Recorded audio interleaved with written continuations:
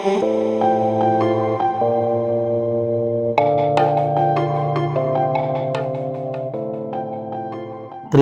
ദൈവത്തിന് മഹത്വം ഉണ്ടായിരിക്കട്ടെ. വീണ്ടും പ്രഭാതത്തിലേക്ക് ഏവർക്കും സ്വാഗതം. മത്തായിയുടെ സുവിശേഷം 22 അധ്യായം അതിൻ്റെ 7 വാക്യം. രാജാവ് കോപിച്ച് സൈന്യങ്ങളെ അയച്ച് ആ കൊലപാതകന്മാരെ മുടിച്ച് അവരുടെ പട്ടണം ചുട്ടുകളഞ്ഞു. രാജാവ് തൻ്റെ ദേശത്തുള്ള, തൻ്റെ രാജ്യത്തുള്ള ദുഷ്ടന്മാരെയും കൊലപാതകന്മാരെയും ഒക്കെ മുടിച്ചിട്ട് അവരെ കൊന്നിട്ട് അവരുടെ പട്ടണം തന്നെ ചുട്ടുകളഞ്ഞു എന്നാണ് അവിടെ പറയുന്നത്. എന്തുകൊണ്ടാണ് ആ രാജാവ് ഇത്രമേൽ കോപിക്കാൻ കാരണമായത്? എന്തുകൊണ്ടാണ് രാജാവ് ഇത്രയും കോപിച്ചത്? കാരണം രാജാവ് വലിയൊരു സദ്യ ഒരുക്കി, വിരുന്ന് സൽക്കാരം ഒരുക്കി. തൻ്റെ ഏക മകൻ്റെ വിവാഹ വിരുന്നാണ്. ആ വിവാഹ വിരുന്നിലേക്ക് തൻ്റെ രാജ്യത്തുള്ള എല്ലാവരെയും വളരെ ആദരപൂർവ്വം ക്ഷണക്കത്തോടുകൂടി ക്ഷണിച്ചു.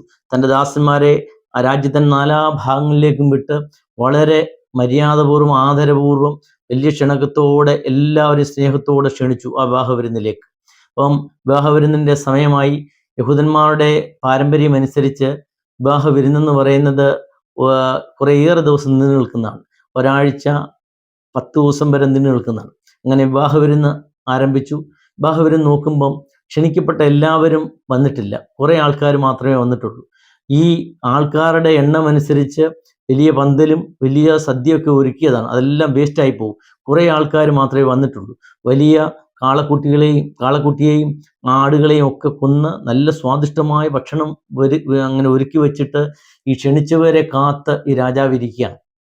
അങ്ങനെ അധികം ആൾക്കാരും വരാതിരിക്കുമ്പോൾ ഈ നല്ലവനായ രാജാവ് വീണ്ടും ആൾക്കാരുടെ അടുത്തേ അയക്കുക. നിങ്ങൾ എന്താ വിരുന്നിന് വരാഞ്ഞത്? ഞാൻ വിളിച്ചാന്നല്ലോ, എന്തുകൊണ്ടാണ് വരാത്തത്? ഈ ഭക്ഷണവും ഒക്കെ വേസ്റ്റായി പോകും. നിങ്ങൾ വന്ന് ഈ സ്വാദിഷ്ടമായ ഭക്ഷണം നിങ്ങൾക്ക് വേണ്ടി ഞാൻ ഒരുക്കിയതാണ്, വന്ന് കഴിക്കാൻ പറയുമ്പം ചിലർ അത് മറന്നുപോയി. കാരണം രാജാവ് വിരുന്നിന് ഞങ്ങൾ ക്ഷണിച്ചിട്ടുള്ള കാര്യം, ഈ വിവാഹ വിരുന്ന്, ഈ കല്യാണ വിരുന്നെ അവർ മറന്നുപോയി. ചിലരെ ഈ ദാസന്മാരെ വീണ്ടും അവരെ വിളിക്കാൻ ചെല്ലുമ്പം ആ ആൾക്കാർ ക്ഷണിക്കപ്പെട്ടവരെ ഇപ്പോഴും വയലിൽ ജോലി ചെയ്തുകൊണ്ടിരിക്കുന്നു. കുറച്ച് പേർ ബിസിനസ്സിലാണ്, കച്ചവടം ചെയ്തുകൊണ്ടിരിക്കുക. രാജാവ് തന്നെ തങ്ങളെ ക്ഷണിച്ച കാര്യം തന്നെ മറന്നുപോയിരിക്കുന്നു. അപ്പം ഈ ദാസന്മാർ വീണ്ടും അവരെ ക്ഷണിക്കുമ്പോൾ അവർ പറയുകയാണ്, ഇനി ഒരുങ്ങി വരാനൊന്നും നേരമില്ല, നിങ്ങൾ പോയി രാജാവിനോട് പറ, ഞങ്ങൾ വരുന്നില്ല എന്ന് പറയാൻ പറഞ്ഞു. അപ്പോൾ അവർ വന്ന് ഇതുപോലെ പറഞ്ഞു.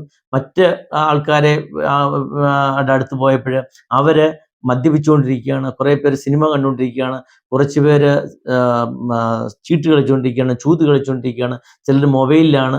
അങ്ങനെ കുറേ ആൾക്കാർ ഈ ലോകത്തിൻ്റെ മോഹങ്ങളിലും വെറിക്കൂത്തുകളിലൊക്കെ പങ്കെടുത്ത് അതിൽ ലയിച്ചിരിക്കുകയാണ്. അപ്പോൾ അവരെ ചെന്നപ്പോൾ ഈ ദാസന്മാരെന്ന് പറഞ്ഞ് ഇതുപോലെ രാജാവ് വിളിക്കുന്നുണ്ട്, നിങ്ങൾക്ക് വേണ്ടി നല്ല ഭക്ഷണം ഉണ്ടാക്കിയിരിക്കുന്നു പറയുമ്പോൾ അവർ പറഞ്ഞു, ഈ മദ്യപാനത്തെക്കാട്ടി നല്ല സുഖമുള്ള കാര്യമൊന്നുമല്ല, ഈ ചീട്ടുകൾ, ഈ രസത്തിനെക്കാട്ടി കൂടുതൽ കാര്യമല്ല ഒരുപാട് ചോറ്, നിങ്ങൾ എന്ന് പറഞ്ഞ് അവരെ പറഞ്ഞു വിട്ടു. പക്ഷെങ്കിൽ അവർ വീണ്ടും നിർബന്ധിച്ചപ്പോൾ ഈ മദ്യപന്മാർക്കൊക്കെ അവർക്കൊരു ശല്യമായി തോന്നി. ഈ ദാസന്മാർ രാജാവ് വിട്ട ദാസന്മാരെ പിടിച്ച് ചിലരെ അവമാനിച്ചു വിട്ടു, അവരുടെ തല മുട്ടയടിച്ചു വിട്ടു, ചിലരെ അടിച്ചു വിട്ടു, ചിലരെ പിടിച്ച് കൊല്ലുക തന്നെ ചെയ്തു. അപ്പം ഇതെല്ലാം രാജാവ് അറിഞ്ഞു. വിവാഹസദ്യ എല്ലാം കഴിഞ്ഞപ്പോൾ എല്ലാം ഒന്ന് ശാന്തമായപ്പോൾ ഈ രാജാവ് അവരെ തിരഞ്ഞു പിടിച്ചു.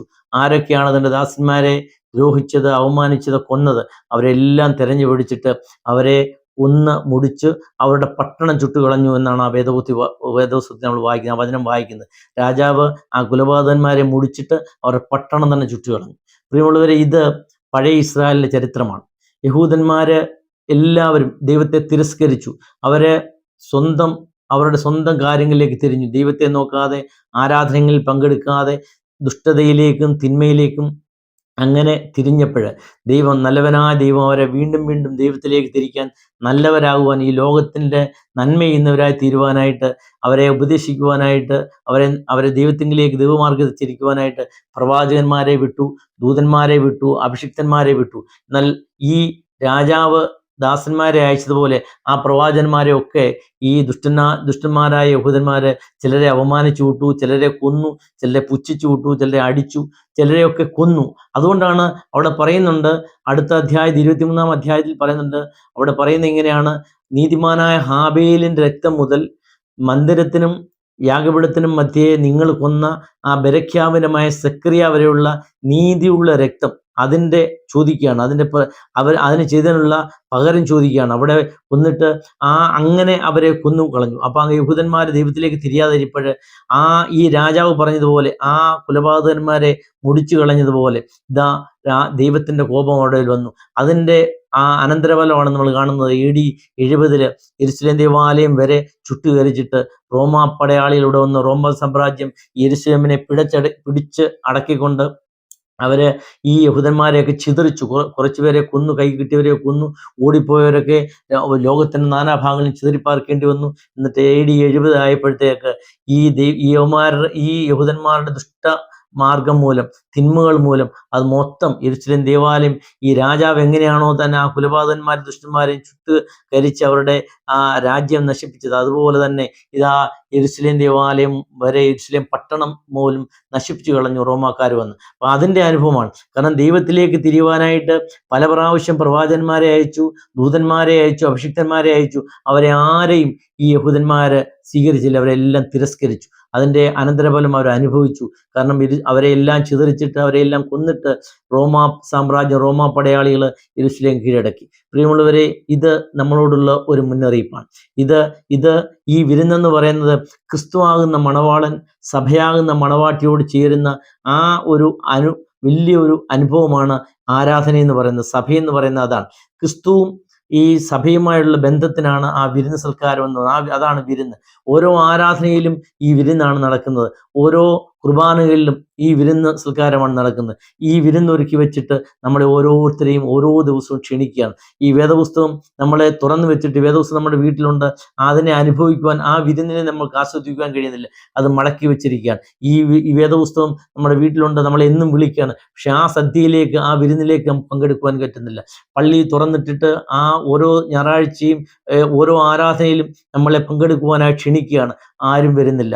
അതുപോലെ ഈ പ്രവചനങ്ങളിലൂടെ, പ്രസംഗങ്ങളിലൂടെ ദൈവത്തിന്റെ അഭിഷിക്തന്മാരും ദൂതന്മാരും അത് ആരുമായിക്കോട്ടെ, അവരൊക്കെ നല്ല കാര്യങ്ങൾ പറയുമ്പം അവരെ പുച്ഛിച്ചു തള്ളി, അവരെ അപമാനിച്ചു വിടുമ്പോൾ ഈ ദൈവം നമ്മളോട് പറയാണ്, ഇതുപോലെ ദുഷ്ടരായ ആൾക്കാരെ പോലെ ദേശം മുടിച്ചു കളഞ്ഞ്, അവരെ ചുട്ടുകളഞ്ഞ് നിശ്ചപോലെ നമുക്ക് വരാതിരിക്കാനായിട്ട് നമുക്ക് ഈ ദൈവം നമ്മളെ വിളിക്കുമ്പോൾ, ഈ ആരാധനാലയങ്ങളൊക്കെ തുറന്നു വെച്ച് നമ്മളെ വിരുന്നിലേക്ക് ക്ഷണിക്കുമ്പോൾ, ക്രിസ്തുവും സഭയുമാകുന്ന ആരാധനയിലേക്ക്, ഒന്നിച്ചുള്ള ആ വിരുന്ന് സൽക്കാരത്തിലേക്ക് നമ്മൾ ക്ഷണിക്കുമ്പോൾ നമുക്കതിൽ പങ്കാളികളായിട്ട് നന്മയിലേക്ക് തിരിയാം. ഈ ലോകത്തിന്റെ മോഹങ്ങളിലൊക്കെ ഇങ്ങനെ പങ്കെടുത്താൽ ഒരു ദിവസം ഇതേ അനുഭവം രാജാവ് തൻ്റെ ദാസന്മാരെ അയക്കും.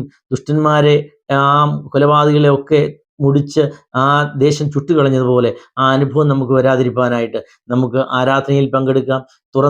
നമുക്ക് വേണ്ടി തുറന്നു വെച്ചിരിക്കുന്ന ഞായറാഴ്ചകളെങ്കിലും നമ്മുടെ ക്ഷണിക്കപ്പെട്ടവർ നിലത്തിലും വ്യാപാരത്തിലും ഒക്കെ പോകുമ്പോൾ ഞായറാഴ്ചയെങ്കിലും 1 മണിക്കൂറെങ്കിലും കുറഞ്ഞപക്ഷം ദൈവത്തിലേക്ക് തിരുവാനും ആരാധനയിലൊക്കെ പങ്കെടുക്കുവാനും, അല്പനേരം സന്ധ്യയ്ക്കായാലും കുറഞ്ഞപക്ഷം തൃസന്ധ്യയ്ക്കായാലും വീടുകളിൽ കുടുംബാരാധനയൊക്കെ നടത്തുവാൻ നമുക്ക് കഴിയണം. അപ്പോഴാണ് ദൈവത്തിന്റെ അനുഗ്രഹം വരണം. കുലപാതകന്മാരെ പോലെ നമ്മൾ ശാപത്തിനിരയാകാതെ, നാശയോഗ്യമാകാതെ നല്ല അനുഗ്രഹപാത്രമായി തീരുവാൻ തക്കവണ്ണം നമുക്ക് കർത്താവ് നമ്മളെ വിളിക്കുന്ന ആ വിരുന്നിലേക്ക് നമുക്ക് പോകാം. അതിലേക്ക് ഒന്നിച്ച് പങ്കെടുത്ത് ആ സന്തോഷത്തിന്റെ അനുഭവം പങ്കുവെക്കാം. അതിന് ദൈവത്തിന്റെ പരിശുദ്ധാത്മ സഹായിക്കട്ടെ എന്ന് പ്രാർത്ഥിക്കുന്നു. ദൈവം നമ്മെ സമർത്ഥമായി അനുഗ്രഹിക്കട്ടെ.